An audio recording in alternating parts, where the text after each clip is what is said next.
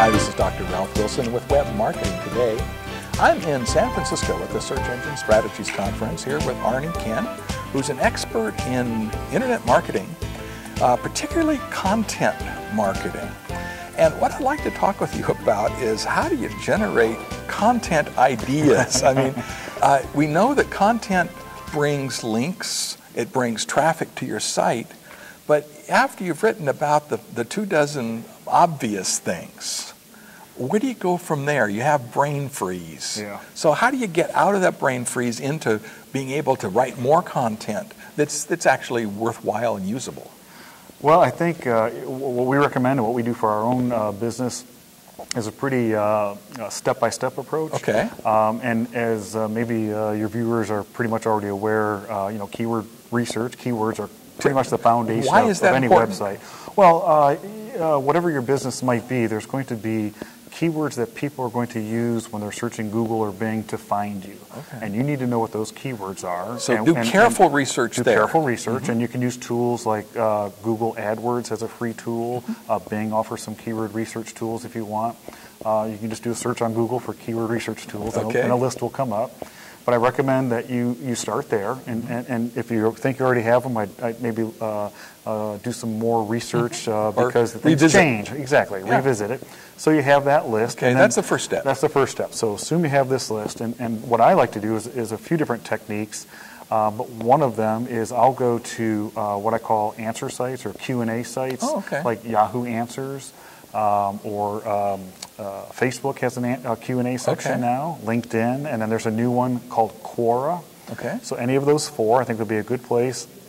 And you go there and you can literally just enter your keyword phrase into their search, and you'll be surprised in almost any industry that you'll get a list of questions that people are asking about your market, whatever your particular business might be about.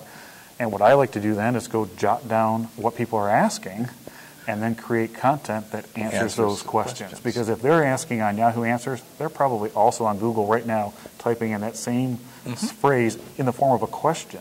And if you can answer it, you'll hopefully have a good chance of showing up highly in Google's search results. Answer sites, that's one step. Answer sites with those keywords. What's the next step? Well, another one of my favorites, and I don't know how technical the audience might be that's going to watch this. Go for it. There's a great tool by SEO Moz, shout out to SEOmoz.org, and they have a tool called Open Site Explorer. Tell me about it. And it's OpenSiteExplorer.org.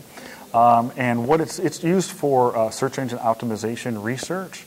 But one of the aspects I like to do is in my market, let's just say I was selling hiking boots, and I have my competitor is the Hiking Barn or whatever it might be.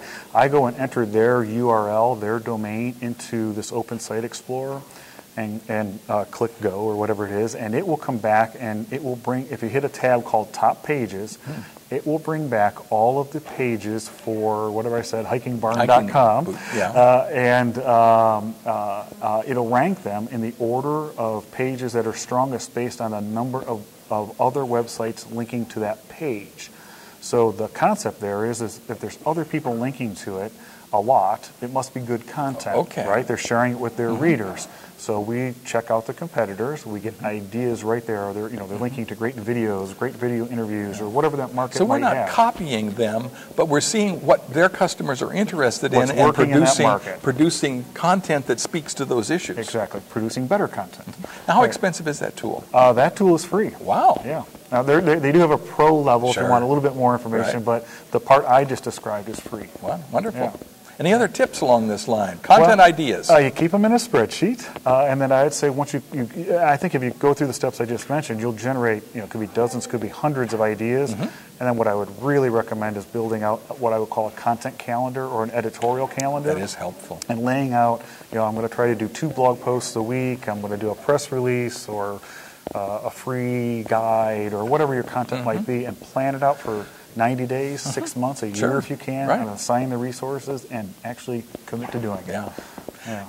That execution phase, often we have great plans, but this is forcing yourself and setting up somebody that's assigned to it, or you force yourself to do it. on that kind of schedule. Exactly. Yeah. Another thing that a lot of companies do if there are several people in the business is sit down at lunchtime and just do the old brainstorming exactly. and write down. Yeah. The other thing I found is when I'm sitting doing something else, have a notepad nearby, because ideas will come. Say, that's an idea, and I write it down. And then when my well is dry, I go back to that list, and I'll find stuff there that are really great germs of an idea in a working title that you could just kind of write on a working title, and then you could produce an article from that. I totally agree. Yep. Absolutely. Well, hopefully these tips will help our readers.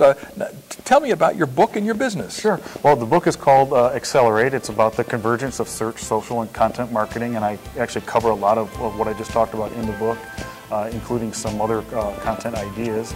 And our business is called Vertical Measures, and we're a search, social, and content marketing agency in Phoenix, Arizona. Great. Well, thanks so much for sharing with us. Thanks. This is Ralph Wilson with Web Marketing Today.